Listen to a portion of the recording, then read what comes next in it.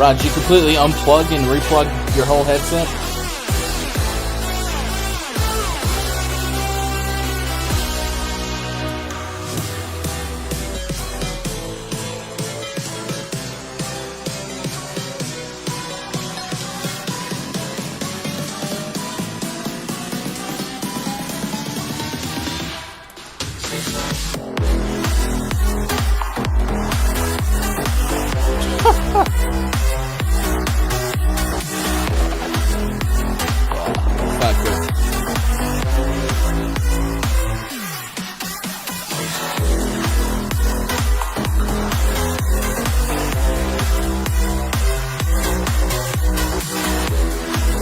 Checked your Discord input settings.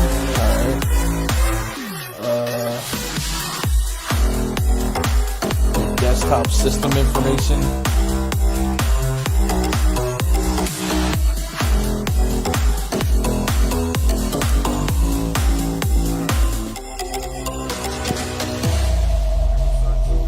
Yo. Alright, yeah, I got you now. Yeah, I had to close Discord and reopen it. Yeah, I'm telling you, everything's going wrong today. All right. It's a sad day here, man. Losing DFS, losing poker. Let me get that camera. Oh, yeah. Camera.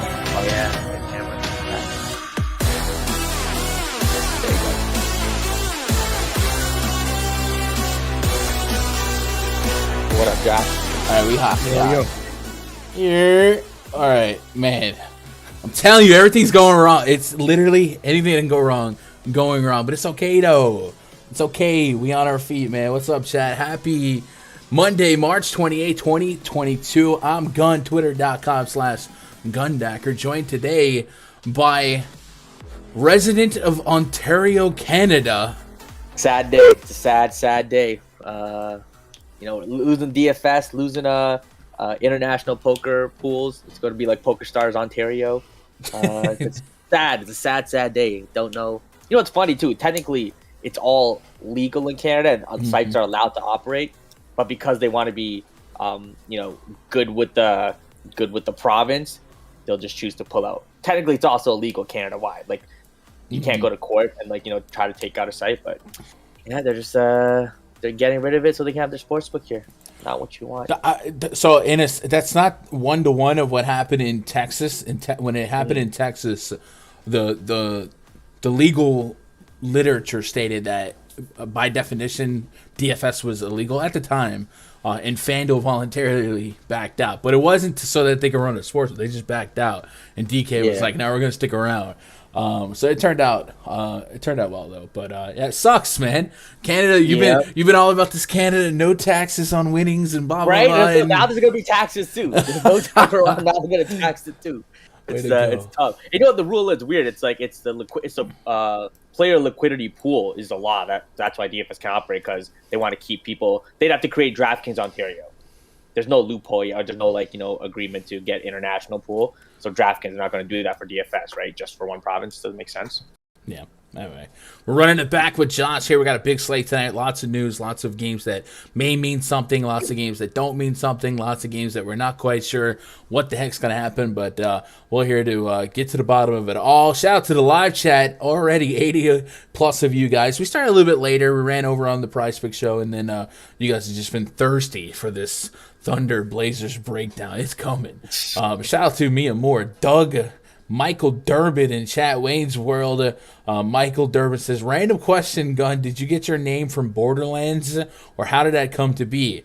So I tell the story every now and then, but the honest to God truth of how I got my name was about 34 years ago. I was born. That's my government name. I'm no cap. That's my last name. It ain't no Call of Duty name. It's a real thing. Yeah. But I get that. No, I get that question quite a bit. What up, Jim? What up, Steve? Josh Gillum, A.O. Dre, Keith Crosby, Kate Johnson, Parker Douglas. You guys are bringing the fire. Raj A.O. says, it's okay, Raj, just play some Call of Duty Mobile. It'll make you feel better. Watch, I'm going to turn. Raj did all that talking about Fortnite. Now we're getting them all. Definitely not hell no. I know when, man, Millie Maker season comes NFL, I'm going to just be, PayPal and Gun. Give me some entries. About the big Millie to that. We did not just say that. Oh yeah, What? my bad. What? I'm sorry. What? Never mind. Also, we're joined by the mad scientist, Josh. He's going to be filling in with some good game theories, what he might expect, and also keeping tabs on the props, man. So should be a lot of fun. Hey, chat, we're pumping towards 7K. I mean, we are chugging right along. 6,917 subscribers, so 83 away from the big 7K. Could we get it before the new month? It's possible. It's possible. We didn't get a Josh video this morning. That's usually worth 5 to 8 subs. So, tomorrow we'll try and make up for it. But it'll be a lot of fun, man. Doug says Will Smith slaps.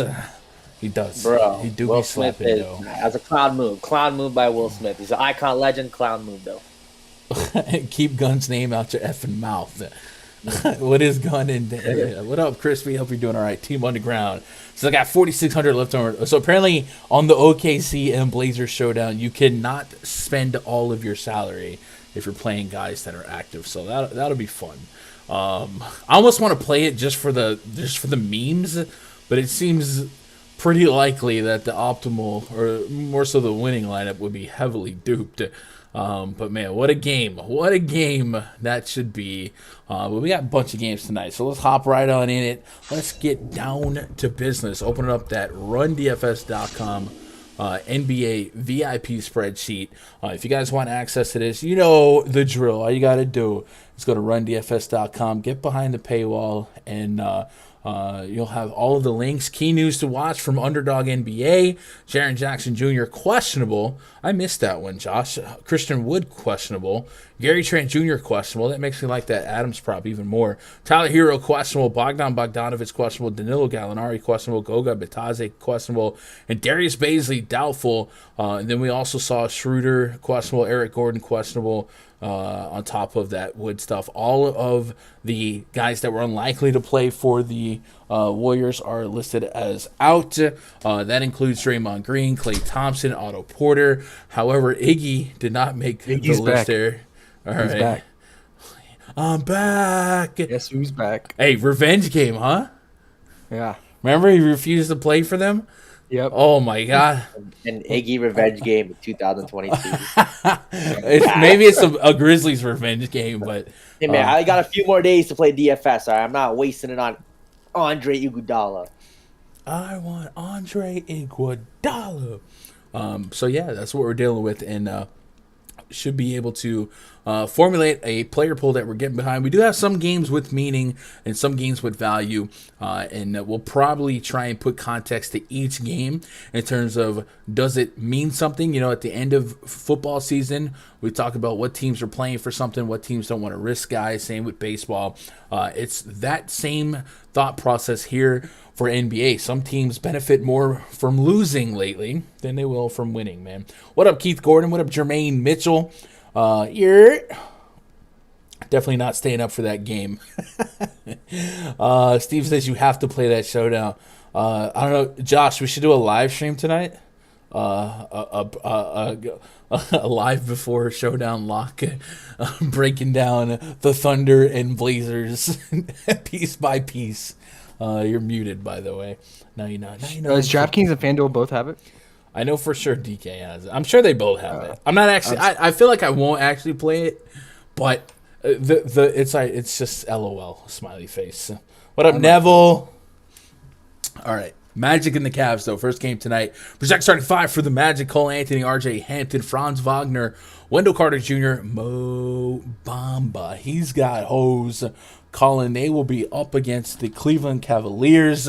Darius Garland, Carris Levert, Isaac Okoro, Larry Markkinen, and Evan Mobley. The Cavs recently reintroduced Carris Levert into the starting lineup, and he is no longer on a minutes restriction. They've also announced that Dean Wade would be done for the year, and in the last 2 games, we saw Kevin Love start one game, Carris Levert start the last game, and now knowing that Dean Wade news, we wonder if Kevin Love off the bench is the depth move to kind of keep an insurance policy behind maybe foul trouble for Markkinen or Mobley. So something to keep an eye on going forward. It's a 217.5 total. The Cavs favored by 9.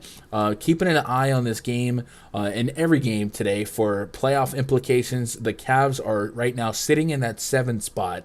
They are just a game behind the Raptors, who are facing a punt game Celtics squad, and they're 2 games behind the Bulls. So there is room to go up if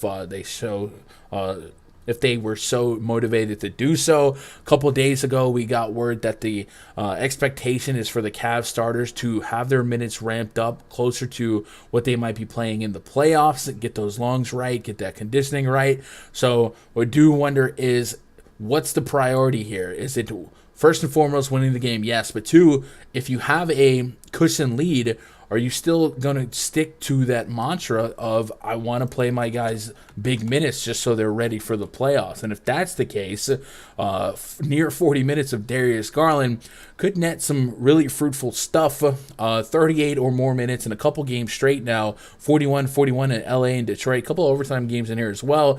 In those games, we've seen usually double-digit assists. We didn't get it against Chicago in a game that put up less than 200 total points, but we did get 20 plus real points. So even in a lower implied pace game, we can kind of offset what the negative pace means. Negative pace usually just means less possessions. Well, heck, if you're going to play 41 minutes instead of 35, 36 minutes, maybe it doesn't really matter for a guy like Darius Garland. And I guess the question mark here is there a negative effect for Carris Leverton starting, playing alongside Garland to take away from Garland's upside? And is there anything we do or do not like about this front court? Well, for prop hunting, we talked about the ability for Lauri Markkanen's rebound prop to be too low right now if he's going to play more as a power forward versus getting stretched out in that 3 spot. And then just from a game standpoint, Levert is probably still too cheap overall on both sides, especially on Fanduel, if he's completely unrestricted. So despite this being a slow pace, meager total game, there's enough to like, and there's enough to spin here to like. Even Evan Mobley in that front court. On the Magic side, they are without Jalen Suggs, and the Magic are one of those teams that probably benefit more from losing than they do from winning, and we have seen some wonky rotations as of late. I was looking at them more so for prop betting, but the Cavs defensively are perceptually overrated based on what they have actually been accomplishing in their last 20-25 games. To put that in perspective, Cavaliers defensive rating first, let's go, how many games? First 40 games this season via StatMuse. This is Ricky Rubio, this is Jared Allen.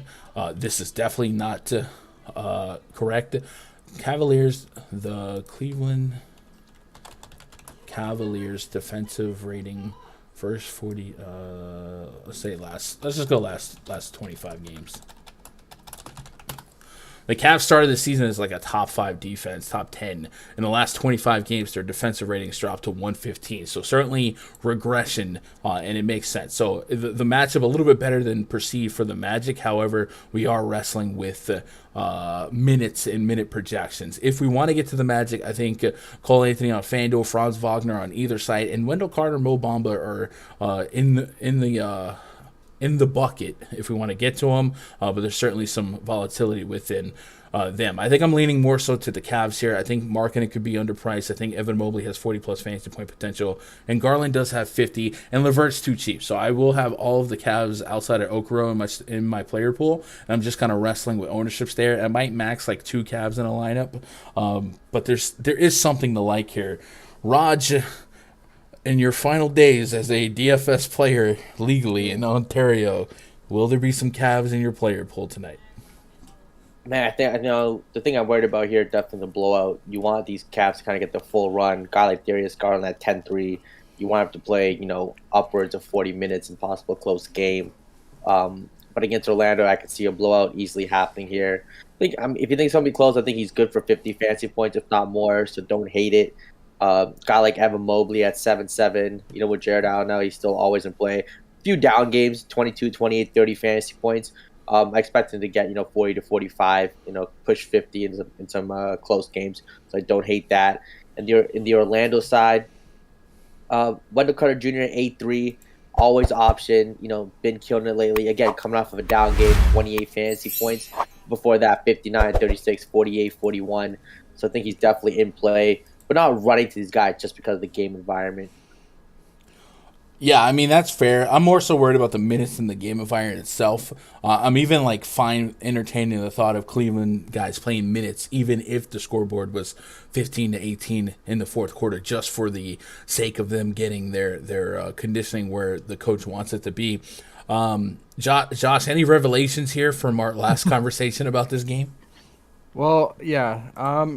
So this is Coach Mosley for the Magic's return back to Cleveland. He was an assistant coach there for 5 years, and I was watching his post shoot around interview, and he said he's excited to be back and was emotional seeing some old friends there. So maybe he doesn't. I don't know. Maybe he doesn't just completely tank this game. Maybe there's some motivation there for him. But you know what's interesting about the Magic? Well, I just can't figure them out. So since February 28th and up till just about now, they're third in defensive rating. And over the last 5 games, they are number 1 in protecting the paint and points allowed in the paint. I know it's a small sample size, last five games. It depends on which teams they played against. Yeah. But, I mean, still. There's a Thunder game in there. Yeah, still, it's just, I don't know. There's just. Fun with numbers. Mosley's just he's a defensive-minded guy, so they're going to focus on the defense, and we just don't know what we're going to get out of the Magic, especially rotation-wise. But yeah, it makes me a little more hesitant on the Cavs side now thinking about it, looking at these defensive ratings of the Magic and listening to Coach Mosley talk about defensive mindset and trying to guard the paint. Maybe they double down on Wendell, and who knows how much run Wendell's actually going to get as the total throughout the entire game. So, yeah, this one's risky in my opinion for DFS. So Darius Garland has happily sustained a 40+% assist rate since the All-Star break.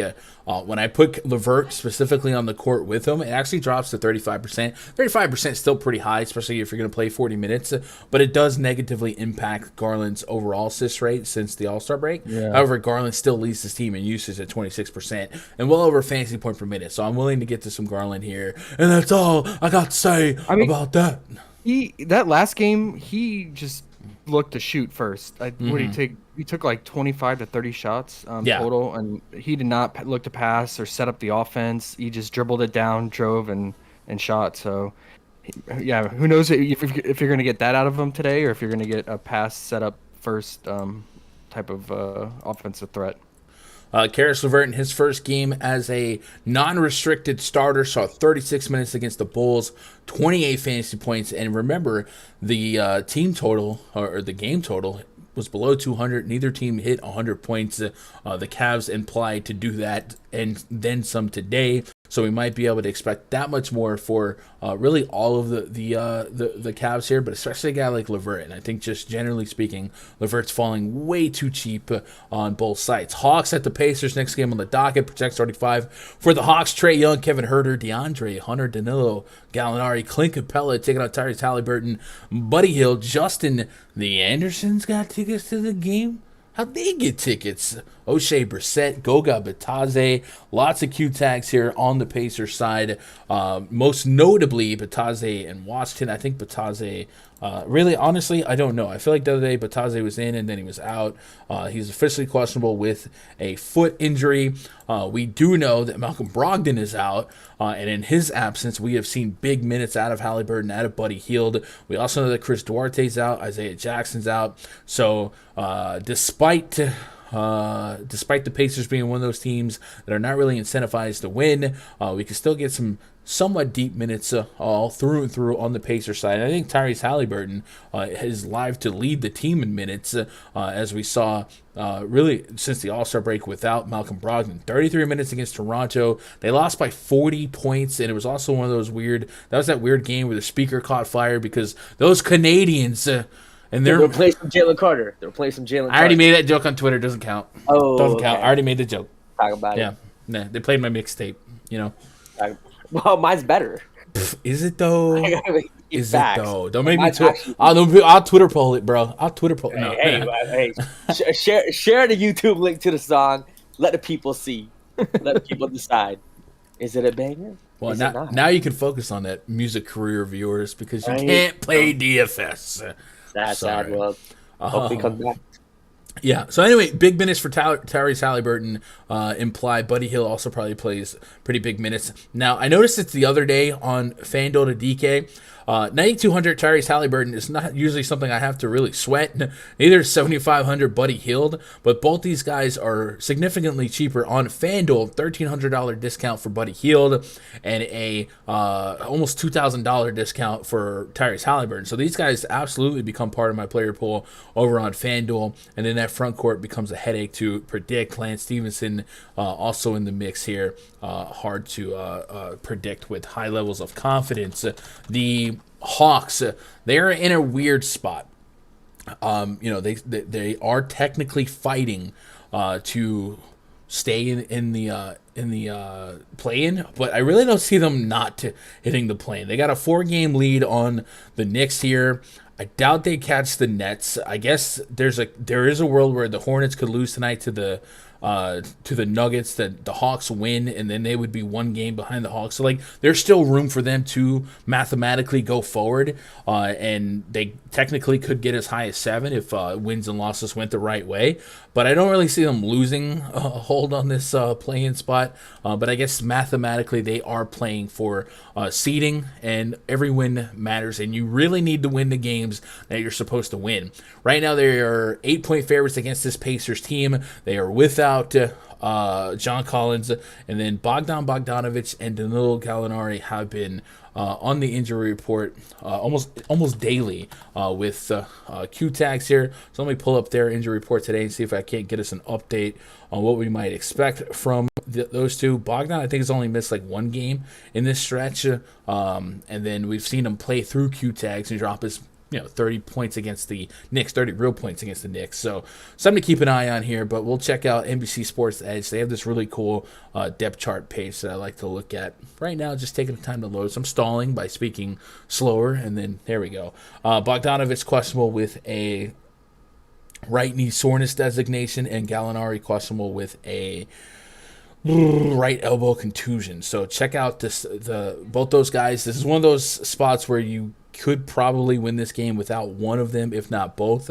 But if you lost both of them for DFS, it would be a skyrocket result for Kevin Huerter's projections, especially on FanDuel at a $1,200 discount to his DK price point. And then guys like DeLon Wright might get some run. TLC might even start. DeAndre Hunter might have a bigger purpose here. But through and through, Trae Young and his 56 fantasy point projection. Usually when I take out Bogdanovic, I almost always get to over 60 fantasy points. So a lot to potentially like here in tournaments if news goes the right way. And even if it doesn't go the right way, this Hawks defense has been bad enough, one of the worst defensive efficiencies in the league, especially without John Collins, that it's not a crazy range of outcome to see Halliburton, Buddy Hield, Brissett, Jayla Smith, those type of guys keep this game within 15 through and through, and get full minutes out of Trae Young here. So in tournaments, I do think I'm going to be investing in some Trae Young, and then the FanDuel pricing on this game, both teams looks to be a little too soft. Raj, your initial thoughts on Pacers and Hawks? I mean, no, it's definitely one of my favorite games on the slate here. Indiana's team that we've been targeting based on all the second halves. We're not going to stop today. The Trae Young here, 10-3, probably one of my favorite studs on the slate. You got Jokic too, but right behind him, I think probably Trae Young for me, coming off of a 60 bomb.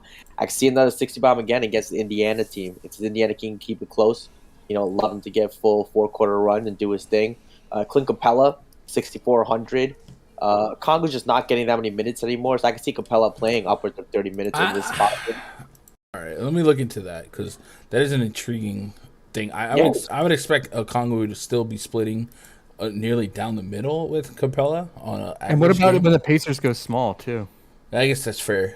So if the Pacers went small, you might be looking for Gallinari at the 5, but that may not be possible if he doesn't play. Capella 30 minutes, Okongwu 17. So all right, I do like the thought of Capella. I think Capella is pretty cheap on both sides, and the Pacers have allowed just hemorrhage points in the paint. Not that Capella is a giant shot taker, but Young could definitely lob him some, and it would it would add up pretty quickly. I did like him in prop betting streets as well, and I put just 26 minutes on him right now, and I'm getting a 35 fantasy point projection. So technically too cheap on both FanDuel and DK. It's going to be a slate that does have Jokic, and I do like raw points out of the center spot. So in one center spots, or one center sites, Jokic is going to represent a lot of equity for me as far as exposure goes. But Capella, I do think because of the matchup is definitely too cheap. So I don't hate that call. Continue, Raj. I'm sorry. Yeah, so Trae Young, Clint Capella, definitely the combo for me. Bogdanovich questionable. If he plays, I think he's intriguing too. When he plays, past few games, he had a couple 40 bombs, winning people's slates. So if he plays, definitely have him in the pool. And the Indiana side, I mean, no Brogdon, you play Halliburton. I know he's 9-2, you definitely have to pay for him, but he has 50-point upside in any matchup. Coming off of 2 down games against his Atlanta spot, though, against Trae Young, I like Halliburton here. Buddy Hield, 7,500. Seems like a spot where he can get 25-plus real-life points, get some rebounds, get some assists. Wouldn't be shocked here with 40-plus fantasy points. And then you got Jayla Smith. Goga being questionable, Jayla Smith just might be the only, big guy to run up there. So at 5,900, he might be forced to play 37 minutes here in the spot, which I don't mind. Yeah, I've seen this story before. Yeah. The other night, so many people running to swap into some Jaylen Smith, and then of course the fire happened, and Jaylen Smith was about a point per minute, but we'd take that here. Terry Taylor too. The thing with Terry Taylor is he is 6'7", 6'9", something like that. Like he's essentially a guard, but they got him stretching out. So, but hey, they don't care, right? You just need bodies out there to fill a role here. Josh, any spins here? Yeah, for the Hawks, it's wait and see on Bogdan and Gallinari, because if both of them are out, then that's really going to open things up for guys like DeAndre Hunter and Herter. But let's say if Bogdan plays, definitely get on him.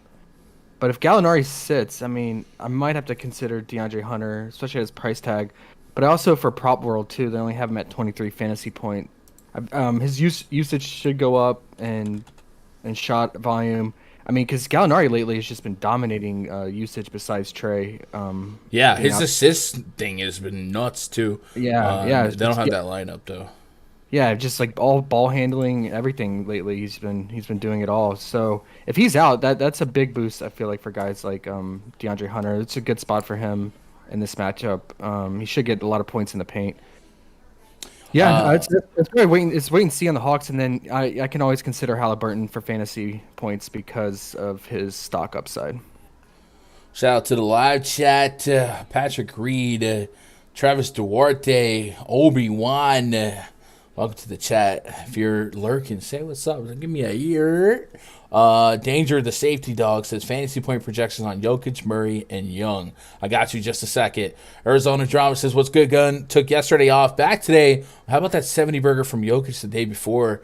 Yeah, we had a somewhat spirited debate on the Saturday show about Jokic, who was projected to be in a blowout, and talked about the merit in playing him versus what he could accomplish even in a blowout. He ended up leading that slate in fantasy points, so hopefully you guys did get some action on him. Travis Duarte says, Justin Anderson isn't on FanDuel. Did something happen? So I think technically he was off the books because I think I read that he just signed another 10-day contract today.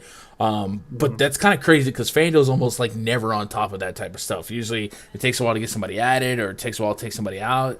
But I guess that's what happened. I haven't looked at it. I pulled a CSV from last night. Sometimes they'll add somebody in later. But I think that would be the reasoning, although it's crazy to think that was on purpose. So, let's Will Smith to slate. Let's go. Okay. Raj says Raj. Raj, Will Smith actually did Chris Rock a favor, believe it or not. Stop. No, you can't. He did. No. So, past all your humanistic and moral values on that, he did him a favor because Chris Rock's ticket sales literally went through the roof last night for his tour. So, for sure. I think he'll be all right. Crazy thing. I think in Will Smith's biggest, it's the biggest award of his career. Finally got the Best Actor award, and he's overshadowed by doing something stupid. What can you do? Denver Nuggets at the Charlotte Hornets. Next game on the docket. Projects 35 for the Nuggets. Monte Morris, Will Barton, Aaron Gordon, Jeff Green, and Nikola Jokic taking on LaMelo Ball. Terry Rozier, Miles Bridges, PJ Washington, Mason Plumlee, Gordon Hayward out to Campazzo and JaMychal Green. Is that JaMychal or Jeff Green? One of the J Greens, questionable, and then the normal outs for the Nuggets. This might be the most meaningful game on this slate.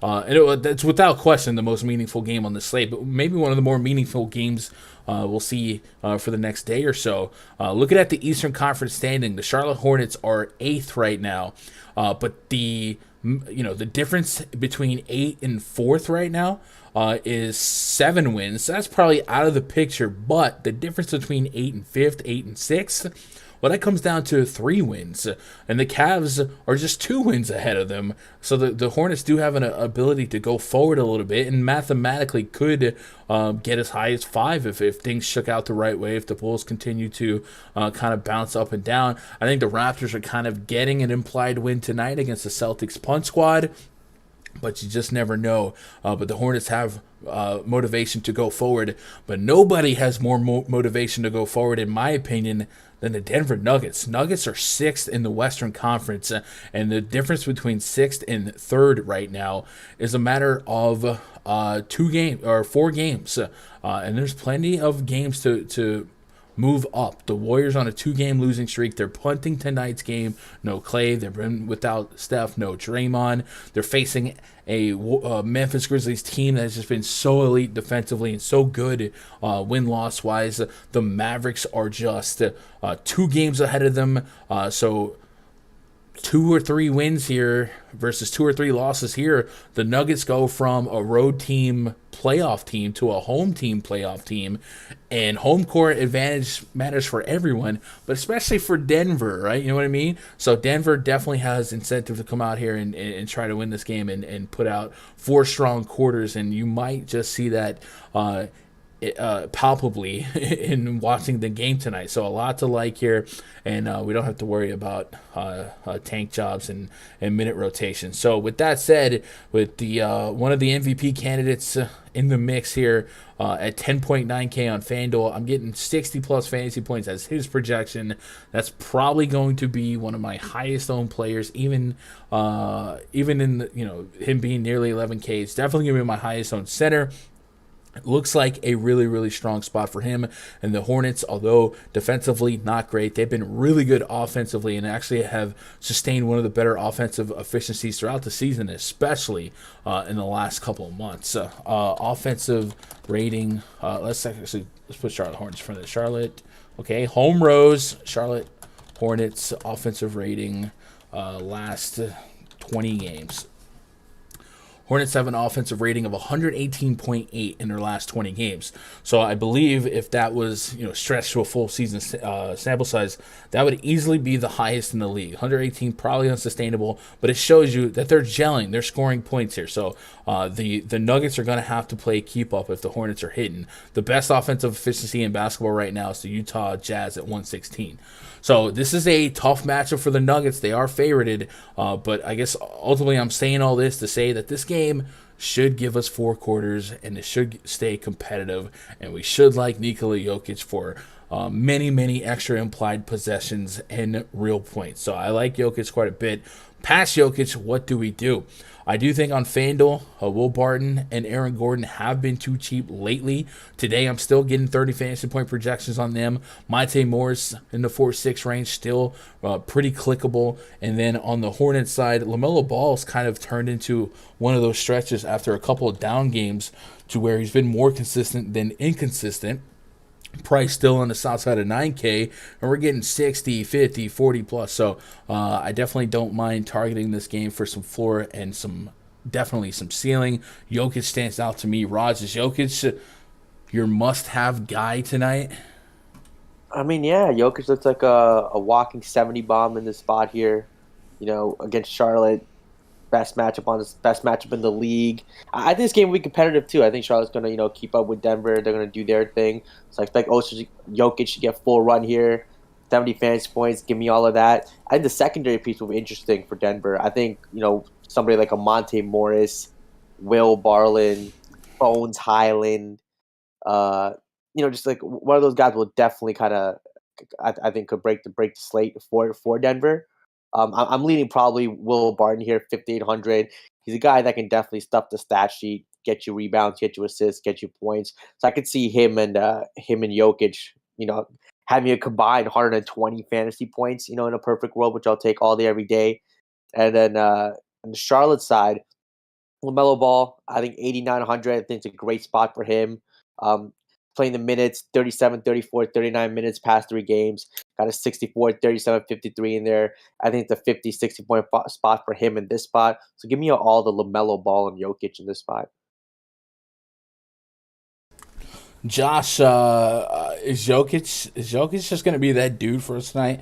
Because I'm already getting a little bit of a gap. I think we were at 6-point gap between my projection and PrizePicks already. But like I said, man, this is it's not must win, but winning means a lot if you want to get that Denver home court advantage here. So I like him quite a bit. But I guess maybe talk to me. What do you think about Will Barton, Aaron Gordon, Bones Highland's kind of emerging for this squad off the bench? They've essentially just not involved Campazzo. That you feel like it's not just going to be Jokic for implied total. It's going to push near 120 points. You know what I mean?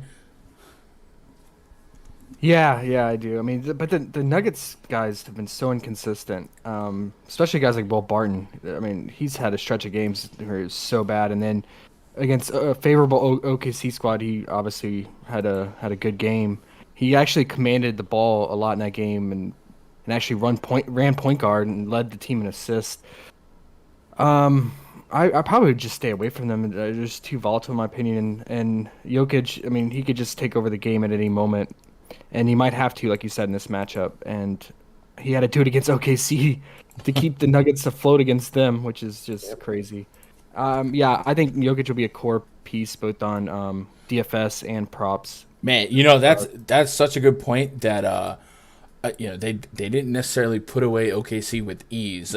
No. So as well as the Hornets have been playing, I was like, man, are the Hornets really 4-point home dogs here? So I almost put that in my best bets video as taking the points on Charlotte, but Charlotte's playing well, and it's all directly connected to LaMelo production. I believe he's which definitely is taking a toll on Rozier's production. But yeah, LaMelo's playing lights out, and when he does play well, he gets close to 38 minutes. So, I mean, this is a great spot for him. The Nuggets really struggle against athletic guards like LaMelo and guys who could slash and create their own bucket. So, I like LaMelo again. It's just you're rolling the dice with them because you don't know what you're going to get. If he starts playing bad, he's going to get benched, or if he starts fouling, he's going to get benched, obviously. But the upside and ceiling is just too good, especially in a matchup like this. Yeah. So I definitely would get exposure to him and just run it back with Jokic. All the other guys make sense, secondary guys, but I'm just going to focus on the key pieces for each team. Okay. I just can't shake this feeling that like Aaron Gordon or Will Barton is going to be a secondary big game here. You just don't know. You just don't. Also, the problem with them is like if the bench guys like Bones Highland and Austin Rivers and Cousins are doing well, they're going to get a little more run and eat into minutes for guys like Barton and Morris. And also Jeff Green could start. He can have flash some upside in, which eats into Aaron Gordon's production too. So it's pretty well distributed on the Nuggets besides Jokic. I do like I like Jeff Green in faster paced matches, but yeah. And then like you said, the Hornets have been pretty evenly, I won't say evenly, but they've been distributed well enough to where you can't really just hang your hat on one guy having a big night. Yep. And even at these prices, big nights is what? LaMelo, I think, is the only guy with a true ceiling. I guess Terry Rozier, it's not fair to say he doesn't have a true ceiling at 68 because he can hit for 50+. But we have been seeing guards lately thrive against the Nuggets. So I might get to LaMelo and Rozier as my favorite two options for the Hornets. And then I don't know that I'll drive a distinct wedge between them, meaning no more than one of these two, but I'll probably adjust the projection of my Fantasy Cruncher player grouping to maybe account for that. Let's get caught up on chat here, and we will matriculate on to the next one. What up, Dougie Hebb says Steven Adams over 3.5 assists. I actually I do like that, but I threw that together with the rebounds, and I have a video up on this channel. I'll put a link in chat if you guys maybe put it on the side, open it in another tab, pause it. I'll talk about a Steven Adams bet that incorporates that 3.5 assists. And if nothing else, just click on that link, hit that thumbs up, and maybe drop a year in the comments, man. Engagements with any video on this channel is the best, freest way to show support and love for the channel. So even if it is something that you maybe can't do, just throw some love in the comments. Open hand slap, bro. If you ever honestly been open hand slapped in the face, it for me, I like that takes my cool faster than a punch. Like a punch, I'm in my guards. When you get slapped, it's just that sting that sticks with you. That's when you really lose a cool. So, what an incredible restraint shown by the receiver in that sequence here. Nuggets first quarter, maybe. I don't know. Maybe I'm respecting the Hornets more than some of you guys. K. John says, I love Jokic, but I think Bam's going to have his way over the Kings tonight. His way over the Kings. I agree with that, K. Johnson, but so does the spread. And the Heat aren't like one of these other teams where they feel compelled to throw big minutes on their usual starters unless they have to. With that said, the Heat have lost to some really bad teams or some really watered-down versions of good teams. So I guess you could say it's not a lock that they put away the Kings. But, man, you might hit the panic button if they don't. Aunt Marie says, I'm staying at the Rosaire slot machine. I think that's fair. Barton is trending up. Ride it till it crashes. I'm with that. Barton has had one solid fantasy game out of his last 10, if that. I don't get too oriented on results as of late. As long as you can show me consistent minutes, 30-plus minutes, if you can show me double-digit shot attempts, the Hornets have just been one of those matchups all year that I target. So I'm not saying core Will Barton or Aaron Gordon, but I feel like if we're implying this Nuggets team for 118, up to 120 with this pace, I feel like there's going to be one guy other than Jokic on a team that's all under 6K that also ends up being usable, I don't know, words. Josh, is that one of your scientists word, utilizable? Have you ever used that before? I don't think that's a word. But I feel like it's not a word. I don't know. That's dumb. I'm going to utilize the mute button. So yeah, I would say usable or exploitable or something along those lines. Not utilizable. I'm trying to George Bush some words into the dictionary. I got people using anomalaic now, so utilizable. We're adding it. All right. What are the betting odds of Will Smith putting blood in someone's mouth tonight? He's on a tear. What up, Exit Screaming? What up, Sleepy Joe? Arizona Drama says grown-ups crew coming after Will Smith. Maybe, man. Grown-ups crew versus Bradley Cooper and Denzel. Ooh, we're going to start celebrity booking a Survivor Series match. What are we doing? Denzel, Bradley Cooper, Will Smith. I don't know. Denzel, Bradley Cooper, Will Smith versus Chris Rock, Kevin James, David Spade. Like 50-year-old men though. Like who's trying to watch a bunch of? I mean, but he's saying grown-ups crew, like the movie, right? Yeah. Who else? I guess Shaq was in that movie, but I don't think he counts. Shaq knocking out everything. I don't think he counts.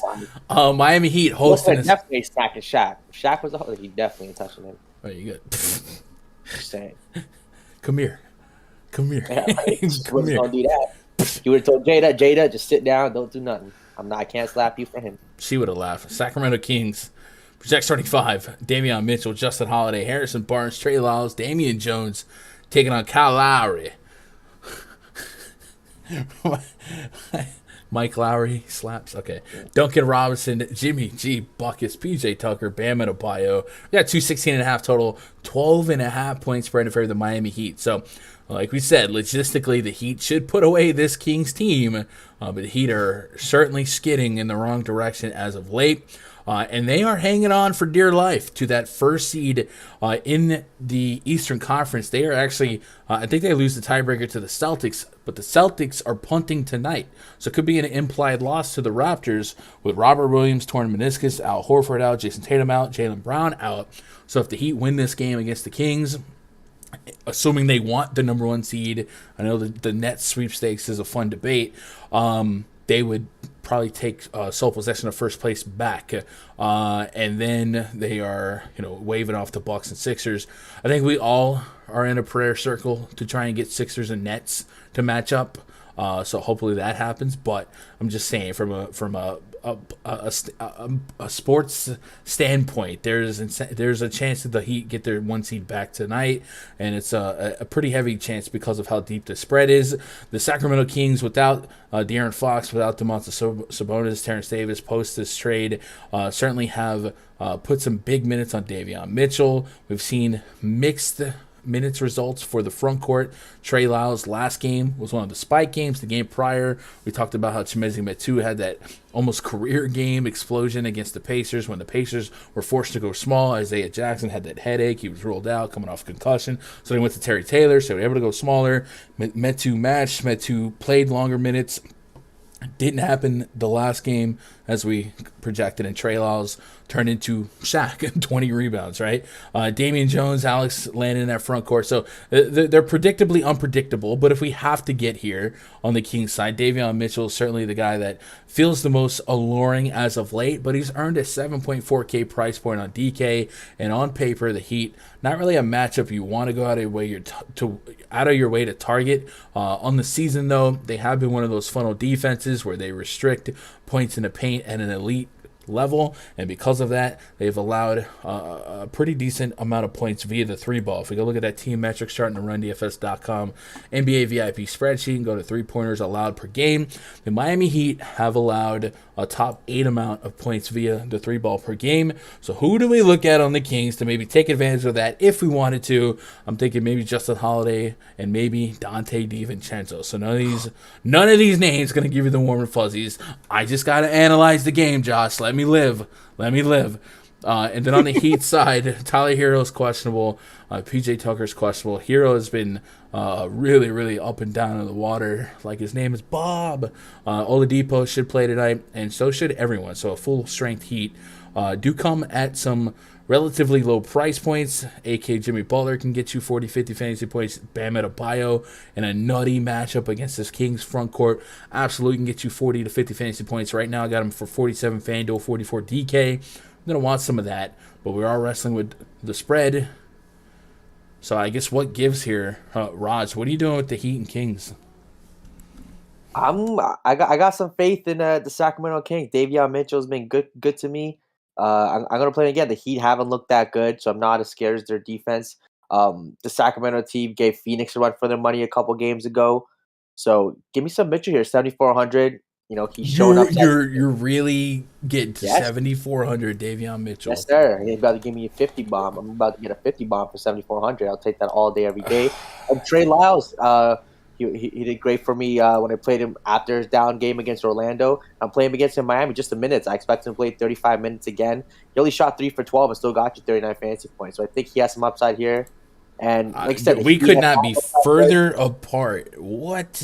Yeah, we're trying to win 100K here. Davion Mitchell, you cannot be that confident. And Davion Mitchell, and I'm a Davion guy, but against, what do you need fantasy-wise from him? 40-plus fantasy points, bare bones man, right? I need 50 for a tournament. I need 50 to win a tournament. You think he's dropping 50 on the Heat? In 2 of the last 3 games, and you mentioned, they did go 12 rounds with the Suns. First of all, it's okay if you think that it could happen today, but Davion at 7.4K, the only time he's eclipsed 40 fantasy points in his last 5 games were overtime games. You're expecting a lot, man. I can't co-sign that, bro. You're on your own. I almost want to walk down. The Heat just haven't looked that good, though. The Heat just have not looked that good recently. So I think the Sacramento. They did have a 17-point lead in the fourth quarter of the last game. It just unraveled.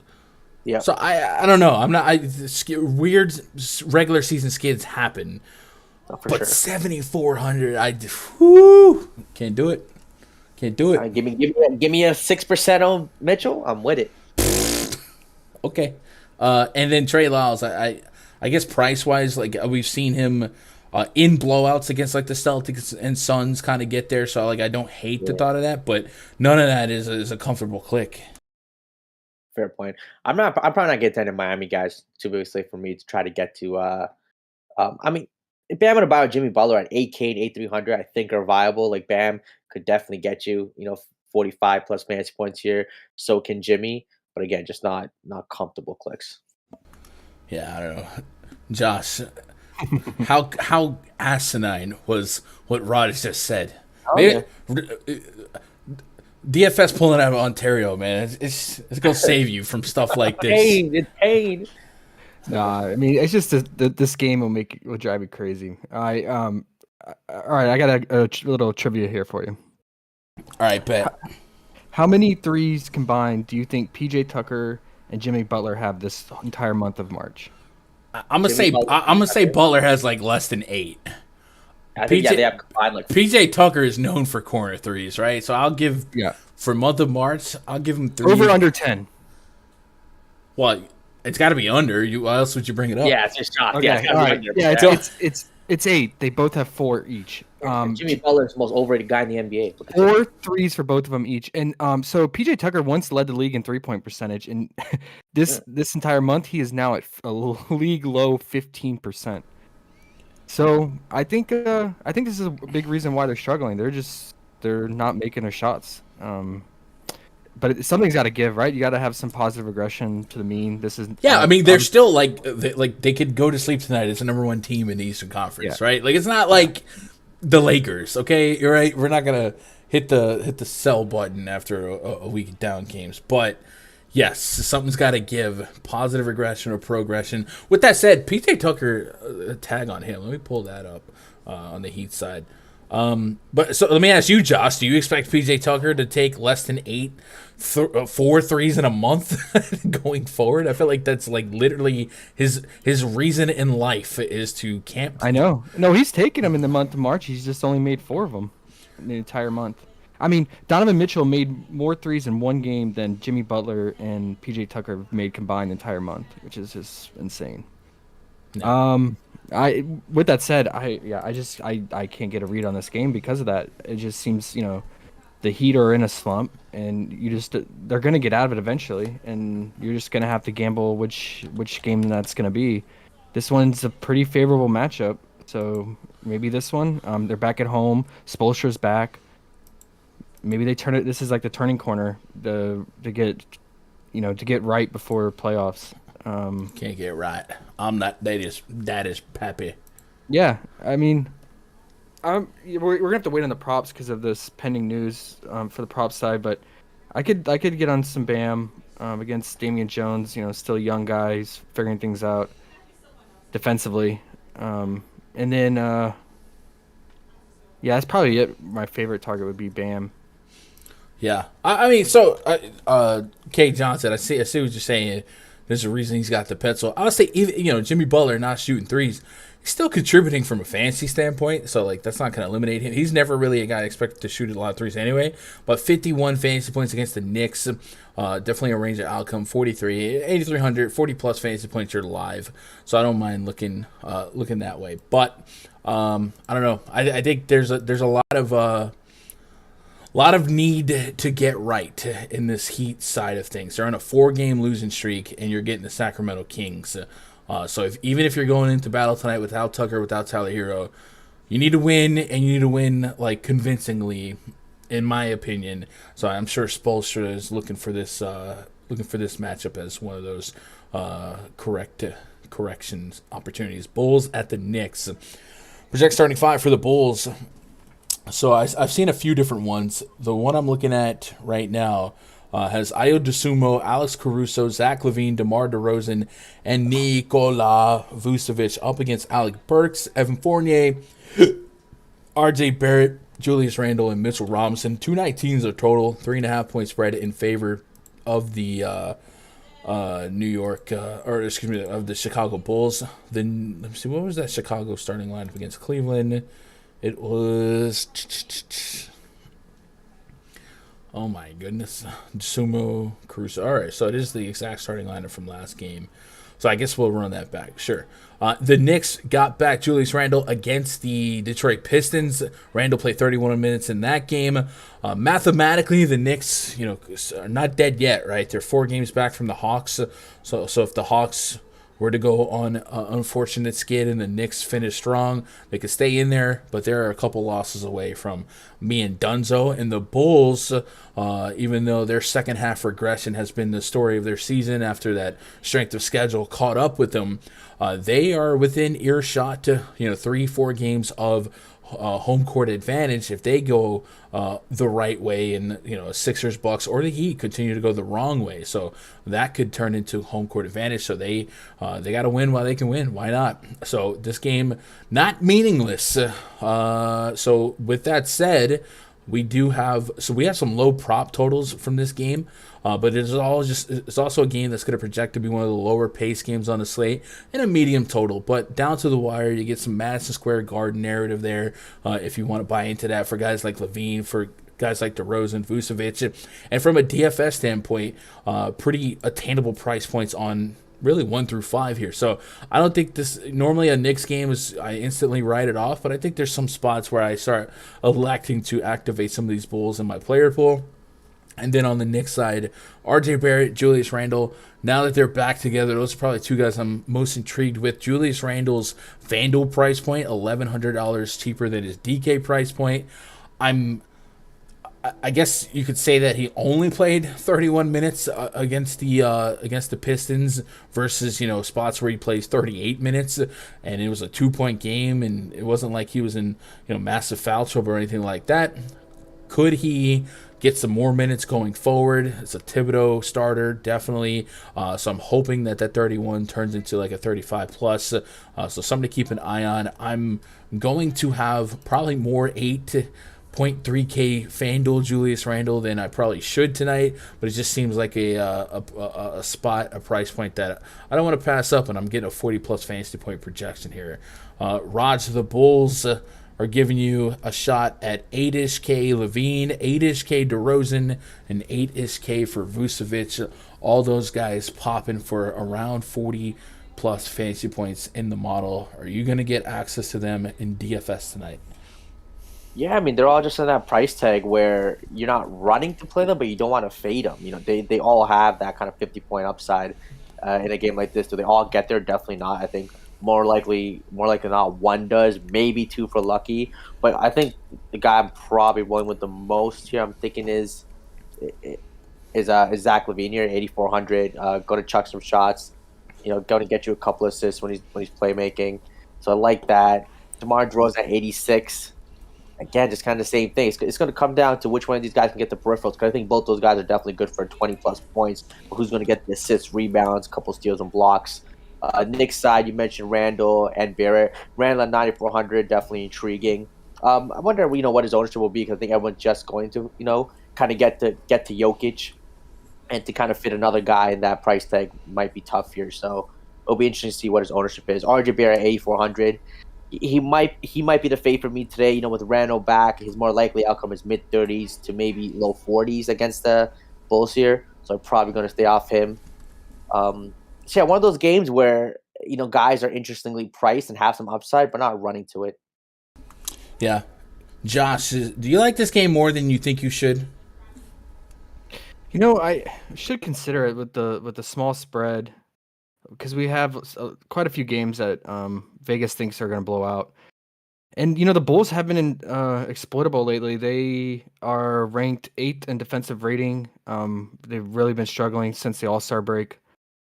So guys like, and Vooch can't cover really athletic bigs like Julius Randle. And Mitch Robb could even have a good game too. Mm-hmm. So I think, on FanDuel, with that price difference at 8,300, I like that. With his upside in this matchup, if the Bulls, keep it close and it somewhat shoot out, I would run it back. Yeah, with Julius, with either Levine or DeRozan, and I'm probably not a huge fan of Vooch in this matchup because of the Knicks. Could be problems for bigs like him in the paint. So I like Randle quite a bit, and then either Levine or DeRozan run it back with. I guess Levine probably has a higher upside, so I'm with Raj. because of his propensity to shoot the three ball, and the Knicks tend to give up a lot of threes, and they take a lot of threes as well. So maybe if I had to pick between them, I would lean Levine and pair it with Randall. Chat, there's over 240 of you guys hanging out with us on a Monday afternoon, man. That means a lot. I appreciate that. But there's only 55 likes. I think I'm just saying you could do better. Like, easy. Can we pretend? Now. Can we pretend like that like button just made fun of your wife, your mother, your kids, something like that? Bam! Slap on that. And then while you're there, let me tell you about PrizePicks, man. PrizePicks is so much fun, and it's a great way to simplify your DFS approach, especially as we get to these final few weeks of Thunder, Blazers, Magic, Rockets, right? These tanking teams that get more incentive to lose, and then of course teams that are locked in, like the Clippers that can't go forward, go backward. Man, they create such an awkward logjam of I don't want to deal with it for DFS. Well, you can't really decide that you don't want to be impacted by what happens in a Blazers game when you play FanDuel and DraftKings, but you can decide that over on PrizePicks. So if that's something that sounds good to you, hey, go to PrizePicks.com, get signed up, use code GUNDACKER when you do. They're going to double your first deposit up to $100, while also showing me some love once a month. So it's a cool way to support me while not actually losing anything on your own end and also gaining something. So you could get a free $100 if you take advantage of the max. And we've been serving content every day right here on the channel for PrizePicks, including Josh's first look video and the pre-DFS stream PrizePicks live stream. So go on and check that out. And then while you're at it, it's not just a me thing. It's not just a Josh thing. I see Eric's in chat. We have a completely 100% free Discord for the Gundacker Gaming channel. The link to that's in the description below. Jump in there. Why wouldn't you? It's literally free. All you got to do is bring the right vibes. If you bring the right vibes, them boys are in there talking game, talking picks, sharing cards, all that good stuff. I have the wrong one open. So shout out to all you guys that have been in there. We've got almost like 200 plus people in there right now. And we have also been dropping some free picks, free content, stuff like that in there. So shout out to, I don't know, since yesterday, Glowio, Big Ollie, Gingerbread Man, Herbert V. Gucci, Kabloom, JRF, The Power Broker, OP18, Oso.Duke. You guys click on that link, get in there, be part of the fun, be part of the winning screenshots every night, man. That's always fun to go back there and check it out. Caleb says, like the video or Will Smith gonna put blood in your mouth. I like that. Why did I click I clicked the shoot around? Anyway, next game on the docket, the Boston Celtics at the Toronto Raptors. So I got to do a little bit of tidying the projected starting lineup here for the Celtics because after I updated it, we got half the Celtics rolled out. So I think we're going to put Marcus Smart, Derek White, Aaron Nesmith, Grant Williams, Daniel Tice as a starting lineup. And then off the bench, let's do Payton Pritchard, Sam Hauser, Luke Cornett, and then I guess there's a revenge game for Nick Stauskas if he's with the team today. I don't know. And then we'll just stop there. But I'll definitely have to circle back later today and see what the heck the deal is. And then since those guys got rolled out, this game has moved to an 8-point spread with a 209 total. So let's fix that in the total here, or in the total here, in the total here. From the That's got to be the lowest on the slate, right? 209, 8-point spread. Yeah. And then I don't know if the speakers are all good for Toronto tonight, but assuming they are, and there's no stoppage time to make up for, this is probably an ugly game to target. With that said, even with Tatum, Brown, Horford, Robert Williams out, we do get a couple of NBA caliber players: Marcus Smart, Derek White. In a way, Grant Williams, Payton Pritchard is always fun if you give him some minutes, and we can fluctuate usage to them. It is still a single-digit spread, so that's something. And because it's a single-digit spread, even with a low implied pace here, you might get some value on Marcus Smart. You might definitely get some value on Derek White. Daniel Tice is really cheap on both sites. So this is, kind of what I was just talking about. Really not something you woke up in the morning to deal with, but here we are. Sub 4K Daniel Tice, probably going to be something you have to get exposure to tonight. And Grant Williams was like over 70% owned yesterday. And you might get some buyer's remorse after last night. But here we go again. Mathematically makes sense from a minutes equal money standpoint to run it back. So a lot to like here from a bang for your buck standpoint. I like the thought of Payton Pritchard getting run. Derek White, probably a real shot at 30-plus fantasy points. Same for Marcus Smart and Daniel Tice. So those four are going to be pretty strong for me. You're probably going to see a lot of four-man Celtic stacks, which I'm not for or against. Game theory-wise, it makes sense to put big minutes on them. You're replacing a lot of minutes and usage and points from Brown, Tatum, Robert Williams, and Al Horford. You're also likely pulling back all the strong defensive metrics that a lot of maybe optimizers and projection models are living off of. So you can kind of look past that and expect better results for Scotty Barnes and Siakam and guys like that. But yeah, just something to keep an eye on. So Raj, your home team Raptors here. Are you going to load up on them on a now porous Celtics defense that, while they are not the Celtics, there's probably some pride in Marcus Smart to try and keep a hold of that number one seed, and you might as well go out there and try to win. What do you do with this game? Yeah, definitely an interesting spot. So the Raptors, only Gary Trent is questionable. OG Anunoby's back. They got Scotty Barnes, Siakam, Van Vliet. They got a bit of a full roster. Everyone's healthy. So I do expect the Raptors to be kind of an elite defense with the size and length that they do have in a lot of positions. But, I mean, when it comes to the Boston side, minutes equal money. Derek White, these guys should all play 37, 38 minutes. Him, Daniel Dice is probably going to be the highest known guy on the slate, 3,700. I think that's the best value on the slate by a mile. Marcus Smart, 6K. Grant Williams. I mean, Grant Williams is going to have to do some scoring if this game does end up being close. And he's at 4,400. I mean, 3 to maybe even 4 Boston guys would have in a lineup. I don't hate it all. I think it's very viable here. If you think some blowout, even a guy like, Neesmith at 3K stone minimum on DK, you think he's going to get some run here? And he absolutely should get some run. He could play 37. He probably plays 37, 38 minutes, whether it's a close game or a blowout, just because they need bodies out there. So I think at the stone 3K minimum, he's interesting. So 3 to 4 Celtics guys in our lineup, very viable today. And when it comes to the Raptors, just when they're fully healthy, I just the upside is so tough. Like Scotty Barnes at 8K, Siakam 9.3, OG Anunoby, even his price. OG Anunoby at 5.9. I think at 5.9 he's intriguing just because of the price. I just think it's so hard for Siakam and a Scotty Barnes to get there. If you want to play a one-off Raptor in a lineup, I think that's fine. But at these prices, I just see it's a tough world for Van Vliet close to 9K, 8,800 for him to get there with the Siakam or Scotty Barnes. Roman Nunez, appreciate that sub. Welcome to the channel, buddy. If you guys are out there lurking and you're not subbed, hit that sub button. We're about 80 subs away from 7K. It wasn't that long ago, maybe December, we were trying to hit 5K. So huge growth, and it's all due to you guys. So 81 subs away from 7K. Let's make it happen before April 1st, maybe? Question mark?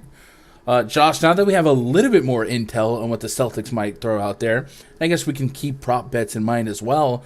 And so I guess the pieces of information we want to keep in mind is the spread stayed single digits. So maybe not dealing with the complete lopsidedness. And then we still have some NBA level players, Marcus Smart, Derek White.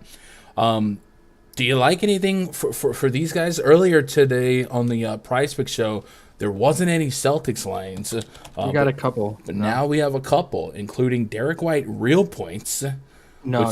No? No. Okay.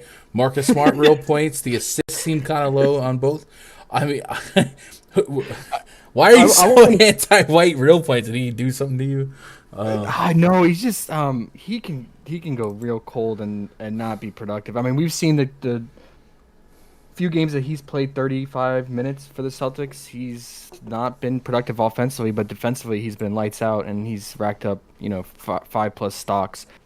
You have him projected for 44 fantasy points. They have him at 32 fantasy points. That's probably where I would lean and pivot to. Okay. The points, in my opinion, if his three ball is not falling, which it hasn't been lately, it's risky, especially against this Raptors defense. Like Raj said, it's gonna be hard to score in the paint too. So yeah, I'm gonna stick with his fantasy point. And Marcus Smart, I think his value goes a little down without Tatum and Brown around him because the assist potential is gone now, and he's gonna have to rely on these other guys to make buckets for him. So that's gonna lower his fantasy point value too. But I mean, he does get stocks. I would say maybe alternate between White's fantasy and Marcus Smart's fantasy. Or you could consider Marcus Smart's points and hope his threes go in. But yeah, this Raptors squad, I mean, Raj, shout out to you with them, and they're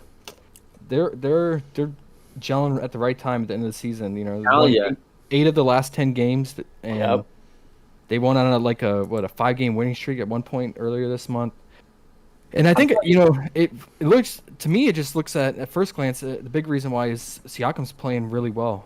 He's really improved since the beginning of the season, and he's kind of dominating that point guard role too a lot, or ball handling role, and just dishing it out and getting a lot of assists, scoring at a high rate. And then the improvement of Boucher has helped too off the bench. I think this is a great spot for him. If he's going against guys like Sam Hauser and Luke Cornett, and he's going to get a lot of minutes without Dice out there, he should just feast against those type of players. I mean, Cornett's not known for his defense. I mean, he's more of an offensive guy. And Hauser, I mean, I haven't seen many minutes from this guy, so I like Boucher in this matchup, and I assume, Raj, that the Raptors want to keep giving him more and more run to get him, more experience as they get closer to the playoffs. So that's probably where I would lean for the Raptors, because like Raj said, everything is pretty well established and healthy now on their side. And I mean, I would love to get Siakam, but he's priced up, and we have to worry about a blowout. So yeah, Ken Burch out, Gary Trent questionable. Spurs at the Rockets. Spurs project starting 5: DeJounte Murray, Josh Primo, Devin Vassell, Keldon Johnson, and Jakob Poeltl. Am I not Poeltl enough for the Poeltl Club? Taking on Kevin Porter Jr., Jaylen Green, Eric Gordon, Jayshawn Tate, and Christian Wood. Asterisk question mark. Hold up. Wait a minute. Something ain't right. Rockets have recently listed Eric Gordon, Dennis Schroeder, and Christian Wood all as questionable. That happened after I put these guys in there. In the midday cues, we tend to brace ourselves for them to be out. And then let's talk about the playoff implications for the Spurs. How did this happen? Raj. The GOAT, as you so proclaim, may not make the playoffs, may not make the play-in game. I mean, dude's literally averaging 30 points a game, close to 7 I don't want to hear it. I don't want to hear it. Last night, Lakers blow another big lead. And LeBron James hurts his ankle? Question mark. There's your... People talk about how the dude's not tough. This guy has the most old ankles and plays games. Hey, whoa. You're missing the point. This is not hate. You're LeBron James. You're taking it and you're going the wrong way. I'm trying to go this way. Work with me. Go into this way. The moons are aligning for the Lakers to lose that 10 spot, and they have just a 1-game lead on the San Antonio Spurs, who get the Houston Rockets tonight. The Spurs could end up in that play-in spot. The Spurs could end up as a playoff team. They are 7.5-point favorites here, up against the Rockets with those aforementioned Q tags. So from a fantasy standpoint, we can feel a little bit better about the Spurs and Greg Popovich having something to play for tonight, including DeJounte Murray, who's somebody I think I'm going to get to an extremely, extremely aggressive amount. Rockets run a super fast pace, so do the Spurs, and they also play sloppy defense and give the ball up a lot of blocks, a lot of steals, the most steals in the league. In fact, DeJounte, averages over 2 steals per game. Big spot for DeJounte Murray. Sign me up. Raj, I think you would at least agree that there's a lot to like in this spot. I think DeJounte Murray, Keldon Johnson, you can make a case for Jakob Poeltl. I'm a little bit pessimistic on that front court rotation. And even Devin Vassell and a $3,600 Josh Primo is not out of play, although it's not a comfortable click. There's some stuff to like here. And on the Rocket side, if we start turning some Q's into O's, Christian Wood, Dennis Schroeder, and Eric Gordon. And I think it's fair to not play Eric Gordon again for the rest of the year. Just keep playing the young guys. This would beefing up minutes and expectations on Alperen Şengün, who likely starts. Kenyon Martin Jr. would get some more run. And then maybe a few more minutes there for Kevin Porter Jr. And I really like the real point potential for Jaylen Green without Christian Wood on the court, without Eric Gordon. What are you doing with Rockets and Spurs, Raj? I mean, Christian Wood is still questionable, right? He's not out. He was midday downgrade. Midday downgrade. Okay, that's what I think. I mean, yeah. So with the Rockets, you mentioned Şengün. Again, I think he'll be one of the most popular plays on the slate. I think they're gonna battle it out. They're gonna keep this game close. They can keep competitive with San Antonio. San Antonio not a great defense at all, and a guy like Şengün, I mean, this guy's just been a point per minute monster throughout the season. So give me all of him if Christian Wood gets ruled out. You mentioned Jaylen Green. You know, young guy.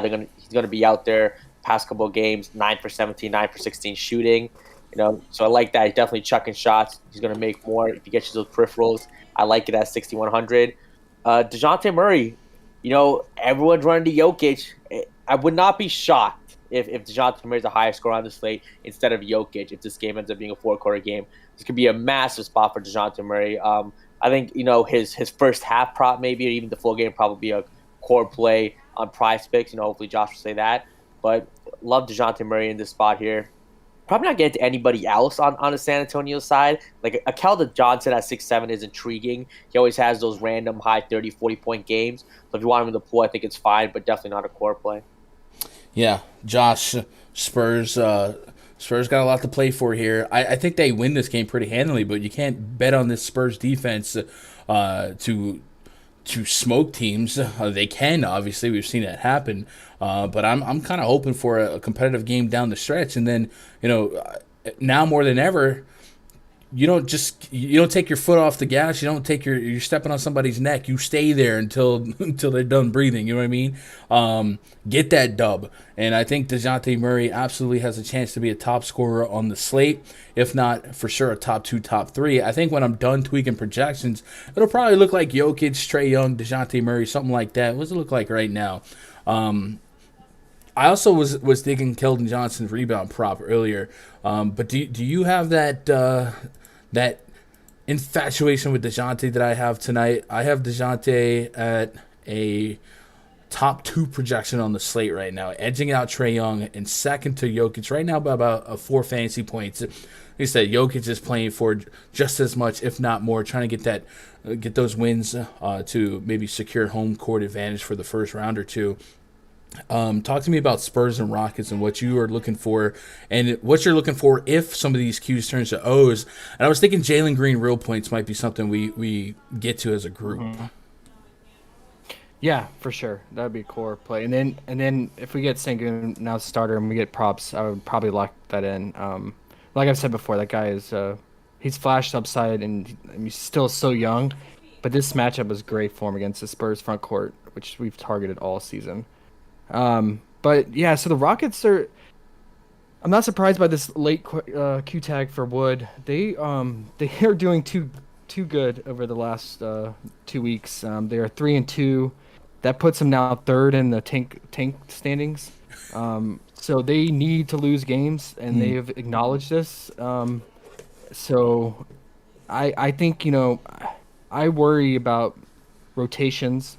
Mm-hmm. Especially for guys like starters like KPJ and Jaylen Green for full game rotations.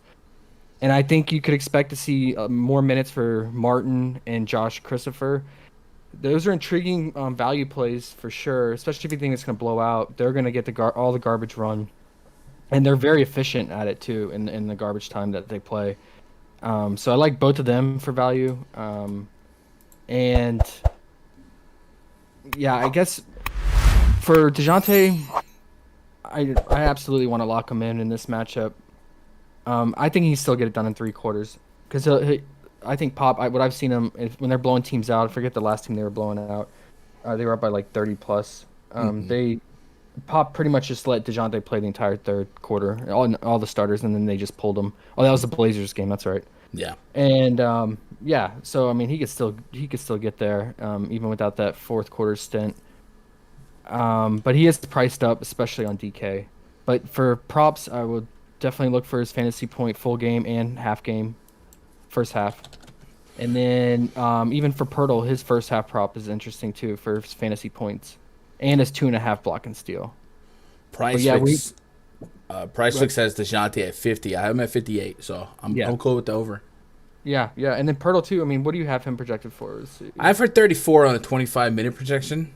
Oh, okay, that makes sense. I guess. Yeah, I mean, he will get less minutes of anyone in a blowout because of guys like Zach Collins. Yeah, so I would probably lean his just 2.5 blocks in, and then for the Rockets side, we're gonna have to wait on props. But like you said, Jaylen Green's real point is definitely live, and then an East Sengun prop that we get. It just depends on the starting lineup, which I guess these props probably going to come out really late in the day, since it is near the. Yeah, I mean, it just needs the definitive news itself, and they can't do nothing till then. But yeah, no, Jaylen Green and Sengun would be top plays. I'm leaning that Christian Wood sits. I wouldn't be surprised if they shut him down for the season soon. Midday cues. Chat, man, we're almost at 100 likes. So, one away. Hit that thumbs up. Get us to triple digits. Heck, we might flirt with the Hall of Fame number. I don't know, man.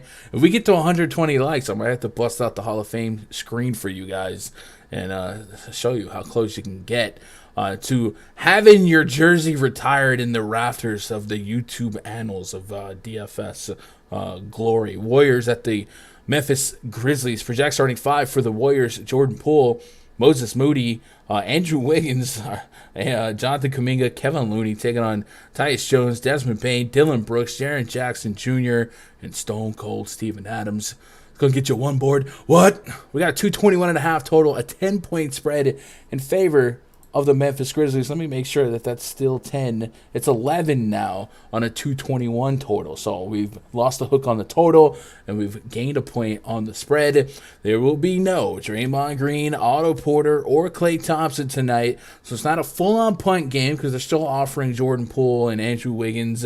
However, we've discussed almost ad nauseum lately of just how good Memphis is, not only as a team, number two seed in the Western Conference, but defensively, especially without Ja Morant. Memphis Grizzlies defensive. I can't type often. Defensive rating without Ja Morant this season. It's like 100.8, something like that. 100.8 on the nose. So they're about 12 points defensively better without Ja Morant. And then also their pace goes down. Pace rating without Ja Morant this season.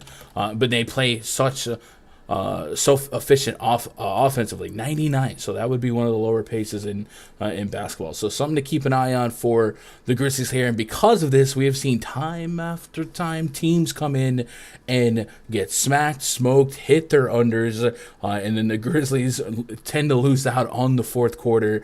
Grizzlies are one of those teams that we talk about positioning in the playoffs. Well, the Grizzlies can't go forward. They do have a 4-game cushion on the Warriors. They win here, they sit on 5 games, so they would essentially be all but locked into that second seed spot. So really no incentive to play your guys at a ridiculous clip. So this should be a pretty I would say pretty easy win, but it should be a implied win, and because of that, we might be losing some fourth quarter run.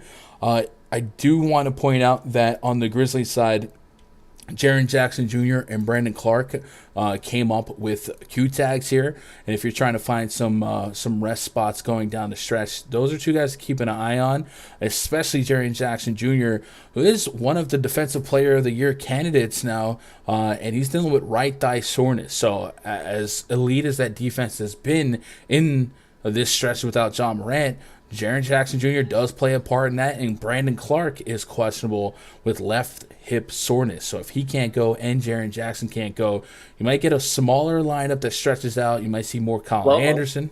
Yeah, don't do it. Don't do it. You might see Kyle Anderson in the mix, Xavier Tillman, guys like that. I think we've even seen Santi Aldama get some run today. So definitely keep an eye on that. On the game side itself, I have nobody on the Grizzlies side projected for over 30 minutes. It's just that diluted of a minute rotation. But if we were to lose Jaren Jackson and Brandon Clark, I think that would certainly change. And then on the Warrior side, Josh, no Clay, no Draymond. They will get former Grizzlies legend Andre Iguodala in the mix. But this is at best an uphill battle considering all of the Grizzlies metrics in the absence of Ja Morant, considering the spread. Not a whole lot to feel great about, and I think generally from DFS, it's going to be a game that I don't get much of. I did want to point out that I do think Steven Adams' first half fantasy on PrizePicks is going to end up being one of our core plays, one of our most sought after clicks over there. So if you guys are tailing some Steven Adams stuff, check out Steven Adams' first half fantasy points. Right now it's at 14, and it only becomes a stronger play if Jaren Jackson gets rolled out, right? So I'll let you start this one off, Josh, since it's your team. What are you looking for in Warriors and Grizzlies, if anything? I mean, the Warriors were just in complete shambles right now.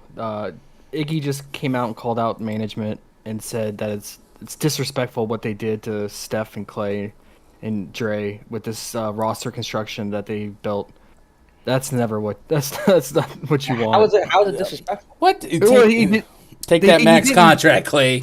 Take that max contract, Clay, and then complain about. They didn't build it. I mean, they didn't get key pieces. They didn't get a 7-footer. I mean, we're dealing. I mean, they drafted one, right? I mean, what do you mean? They gave him Jordan Poole. They gave him but I mean, they drafted James Wiseman. So who are you supposed to? Yeah. Are you just being like they didn't go out in like free agency or waiver wire? Yeah, right. I mean that's fair, but speaking with like 6'9" is DeAndre Jordan gonna make a difference for this team? I don't know what's on the market. I mean, they just can't stop bigs, and that's why Steven Adams should just feast today. So I'm definitely on his first half prop. I mean, if you have a 6'9" Looney who's been playing the 5 majority of the season, and he can't hang with these 7-footers, especially on the glass. And then and then Draymond came out and said yesterday, he's like, yeah, you know what, I'm just bad right now, and when I'm out there on the court, I make the team worse. I mean, that's the most open and honest and candid I've seen Dre. So it's done for them, I think. I think it's time to turn it up for next season, get Wiseman back. Oh my God! Stop, Josh! I'm telling you, man. You're the most self-deprecating third seed. Like, what do you mean? It's done. Third seed in the Western Conference. You hate yourself, don't you, dog? My man wants to watch Thunder Blazers and give up on his third seed Warriors season. Get out of here! Come on, man. Oh, I just don't. I mean, all these negative vibes. It's just not. We're in the seeding. They could fall to a 5th seed over the next 2 days. Yeah. Oh, yeah. That's definitely possible. But they're gonna make the playoffs. And they're gonna make the playoffs. When playoffs start, it's a whole new season, bro. Just go out there. If Steph and Clay shoot threes better than anybody on the planet, they're always live. Well, I will say this though. So Gary Payton, they've noticed that when he's on the court, the plus minus is huge, and the team as a whole plays a lot better. He's the one bright spot with Jordan Poole. I expect him to play 30+ minutes if he stays out of foul trouble. But yeah, I mean, Poole is pretty much the only one I would trust. Wiggins has just looked awful lately, and I don't know with Iggy playing. I don't know how many minutes he'll eat into Moses Moody, but Moses Moody has thrived with all these guys out, but it's just a terrible matchup. And then Kuminga, I always like Kuminga, but you always got to worry about foul trouble with him or making a mistake. He's a young guy, so he'll go straight to the bench if he does something really dumb. So yeah, that's about it. I would tread lightly, like we've talked about with this Memphis team. The defense is just too sound, and they blow teams out, like Gomez was saying with the offense. So not only do they have a good defense, the offense is so efficient that they get these huge leads, and then they just put their foot down clamp down on the defense side, and the team is blown out by the mid third quarter. So I don't feel good about this game. With that said, for DFS, I just think it's too risky. You're probably not going to get a full game. For the prop world, I would stick with the first half, especially for guys like Bane and Steven Adams, but mainly Steven Adams. And yeah, that's about it. I'd be careful with this one. God, when am I? Raj, I'm tight for time. Anything you have to have for this game? No, I mean, I think kind of avoiding this game DFS wise is the way to go. I think Memphis is going to blow them out regardless of the Jaren Jackson situation. They've been playing too well, and just kind of cross this game off the list in terms of DFS and take the first half props for the Memphis guys. All right, main event tonight, the showdown you didn't know you needed. Before we talk about that, take a pause for the cause, let you know immediately following this stream, I'm going to be in the RunDFS.com premium Discord talking this slate with the homies, talking some props. If you guys want to jump into that, go to RunDFS.com, click VIP memberships, get something that's right for you. We just launched the MLB Season Pass. If you guys want to lock into that, $300 will get you the rest of NBA, all of the baseball regular season, in the first month or so of the NFL season. And then, of course, we have Smeezy doing NASCAR. These guys are chopping up esports in the Discord, all that cool stuff. Plus, this $300 bulk package will get you $100 towards Fantasy Cruncher.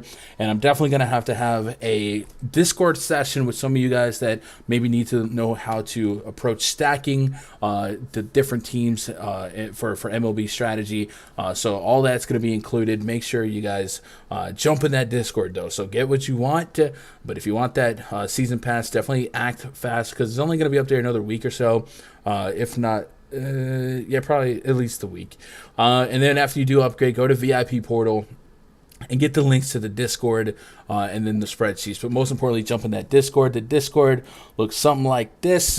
You jump in here. Right down here will be in this NBA voice chat. Everyone can talk. Open mic. Me, Raj, Josh, and the whole gang in there every day, chopping it up, making player pools, hunting props together, creating PrizePicks cards together, and then, of course, in the RunDFS.com VIP spreadsheet, which we've been using throughout this stream. I actually list my favorite plays on DraftKings, on Fanduel, and all that good stuff, including my projections. So if you guys want some of that, go to RunDFS.com, get yourself signed up. Main event tonight, the Thunder at the Blazers, 2-2-2, and another one. 2 is our total 1.5 point spread. Favor the visiting Oklahoma City Thunder. My God, is this a basketball game that exists? Theo Maledon, Trey Mann, Aaron Wiggins, Alexei Pokusevski, Isaiah Roby taking on Brandon Williams, Keon Johnson, CJ Ellaby, Greg Brown, Drew Eubanks. One of the shining lights for the Blazers lately has been Trendon Watford in this stretch of no Simons, of no Josh Hart, no Justice Winslow, guys like that. Well, he got injured, unfortunately, and it becomes even uglier from a pre-flop standpoint. And the Thunder, of course, they win more by losing more. So hard game to predict. It's definitely a game I wish was not on the DFS slate. Shame on the DFS sites for including this. And it also has its own showdown slate, which we've since learned is a slate where you cannot spend all of your salary if you're trying to roster active players in this one. So I just threw up in my mouth a little bit thinking about it. Pokusevski projects the best for me at almost 40 fantasy points on both sites. The Blazer side, I'm getting a solid projection on Drew Eubanks. I'm getting a couple 30 spots on Ellaby, Keon Johnson, and Brandon Williams. But none of this is like confidence. I mean, are you paying $7K on DraftKings for Brandon Williams? The answer is probably no. And if you are, then Raj will join you with his 7K Davion Mitchell. Raj, there's nothing to like here, right? I mean, I think 7K Drew Eubanks could be a core play for me. I think he's got a walking 45 bomb here against OKC. I mean, there's no Trent Watford. He's going to have all the minutes, all the usage. Don't be shy. Drew Eubanks get you a 20-20 in this spot. Oh, my God. Y'all think it's a joke. I'm telling you, Drew Eubanks night. I do have a solid projection on him. 2020 is aggressive. Oh, my God. Raj, hit that thumbs up if you want to slap Raj right now. I'm telling you, watch the 2020 happen too. Watch the 2020 happen. I know Josh has already discussed this game a little bit. He likes this game because he's a glutton for punishment. He loves bad basketball. I love bad basketball. That's my problem. I know Josh will whip me on Drew Eubanks. Stop it. Get some help. Josh, what are you doing with this? Yeah, I mean, Get the. are you gonna give up? Are you gonna give up a spot for? I play on DK. It's So like Jokic? I get 2 center spots on DK. Okay. Okay. I get it for DK. Yeah, he makes sense. And I mean, Greg Brown's another good value play because he was a direct sub in for. He's actually doubtful now. He got downgraded doubtful. See, that's what I thought. I thought he was gonna be because he missed last game with an injury, with an eye injury. I thought he was gonna be out again today, but so now he's out. He's doubtful. Yeah, he's downgraded to Oh, doubtful. so that's huge minutes for more so for Eubanks now because Yeah, I'm telling you. no one else can rebound besides maybe Ellaby at times. I'm gonna have Drew Eubanks. I'm getting 40 fantasy points out of him. I'm gonna have significantly more on FanDuel than 7. I will say this: he's not good, but I mean he's all they got, right? Also, expecting him to get 20 rebounds is such. Like he get 20 points, but he can't shoot. Only way he scores is on dunks, like like your Capellas and all that. But yeah, he's Eubanks. He's a Blazer. He's bigger than Isaiah Roby, and like any of those OKC guys. Yeah. Okay. Yeah. This game is ugly. This game sucks. I don't know. I mean the OKC side has definitely more plays. I just worry about them running the Blazers off the court. Because over the last month or so, the Thunder are top 5 in 3-point attempts. They're just chucking it from 3 because they don't care. They know the season's over and they just want to put up points. So and the Blazers give up a ton of threes. I think this is just going to be a 3-point contest. You could have That's fair. A ton of threes. You could have matching 50 bombs from Roby and Eubanks. That'd be crazy. I'm just saying. No Baisley. I did want to point out that Jeremiah Robinson Earl is back and active. They have Olivier Sarr. Certainly short benches, a lot of minutes to go around. We could spend all day splitting hairs on who's better, who's not. This is a G League game. We don't actually know. Brandon Williams could drop 10. He could drop 50. We just have to deal with it. We just have to deal with it. Your boy Lindy Waters, man. Shout out to him. Lindy Waters. Whose boy? Lindy Waters has. Whose boy is Lindy Waters? Man. He can hit some threes. I watched him that Nuggets game. He was draining them. They got 3-point prop for Lindy Waters. I cannot wait for this one. Chat, that's got to do it. We have to wrap it up. We got to get out of here. 2022 Eubanks when it happens. We actually made time. Twitter.com/Gundacker. Rod's, you'll be back tomorrow, and then it's off, right? All right. Yeah. And then maybe we'll get Josh as well. I haven't even looked at tomorrow's slate, but here we are, dog days of 5 games. All right, we could do that. So hit that thumbs up on your way out. Subscribe if you haven't already subscribed. The road to 7K continues. We're headed to the Discord. Come with us. RunDFS.com. I appreciate you guys. Hey, tell somebody you love them because I love you. Good luck. God bless. And go win some money. 2020. Drew Eubanks. Yes, sir. This guy. Watch it happen. See y'all in chat. Yeah, okay. 2020. God dang it. Get some Lindy Waters.